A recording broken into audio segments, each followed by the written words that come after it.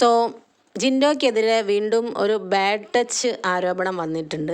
അഭിഷേക് ജയദീപാണ് പുതിയതായിട്ട് ആരോപണം ഉന്നയിച്ചിട്ടുള്ളത്. അപ്പോൾ ഒരു ഫാൻ എന്നുള്ള നിലയ്ക്ക് എനിക്കിത് കേൾക്കുമ്പോൾ ഭയങ്കര ബുദ്ധിമുട്ട് വരുന്നുണ്ട്. കാരണം നമ്മൾ സപ്പോർട്ട് കൊടുക്കുന്ന ആൾക്കാർ ആ ഒരു രീതിയിൽ അവിടെ ചിത്രീകരിക്കപ്പെടുന്നത് ആർക്കും താല്പര്യം ഉണ്ടാവില്ലല്ലോ. ആരുടെ ആയാലും ആരുടെ ഫേവറേറ്റ് ആണെങ്കിലും അവർ നല്ല രീതിയിൽ കളിച്ചു പോകണമെന്നേ ആഗ്രഹിക്കുള്ളൂ.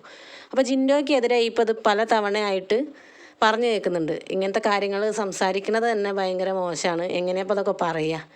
ഇപ്പോൾ അഭിഷേക് ജയദീപാണ് വീണ്ടും പറഞ്ഞിട്ടുള്ളത്. എന്താണെന്ന് വെച്ചാൽ രാത്രി കിടക്കുന്ന സമയത്ത് 3 തവണ ജിൻഡോ അയാളുടെ തൊടയിൽ പിടിച്ചു എന്നാണ് പറയുന്നത്. അപ്പോൾ ആദ്യം പിടിച്ചപ്പോൾ ഒന്ന് രണ്ട് വട്ടം അറിയാതെ പിടിച്ചതാണെന്ന് കരുതി, പിന്നെ ശരിക്കും പിടിച്ചതാണെന്ന് ഫീൽ ചെയ്തു എന്ന്.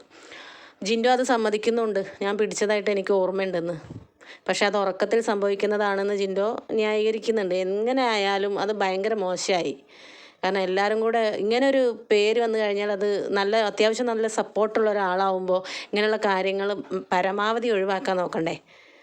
കാരണം ഇതിന് മുമ്പും പലതവണ ഇങ്ങനെ ഒരു ആരോപണം നേരിട്ടിട്ടുള്ള ആളാണ്. പിന്നീട് കരഞ്ഞിട്ടും പറഞ്ഞിട്ടും ന്യായീകരിച്ചിട്ടൊന്നും കാര്യമില്ല. അത് സംഭവിക്കാതെ നോക്കണ്ടേ.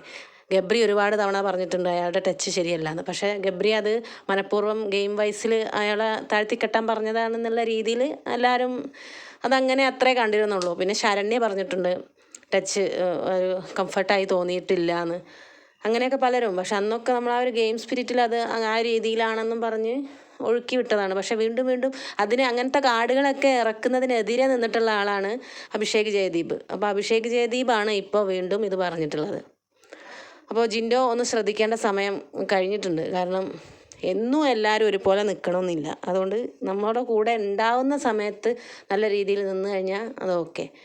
പിന്നീട് അത് പറഞ്ഞ് ഇതാക്കിയിട്ടൊരു കാര്യമില്ല.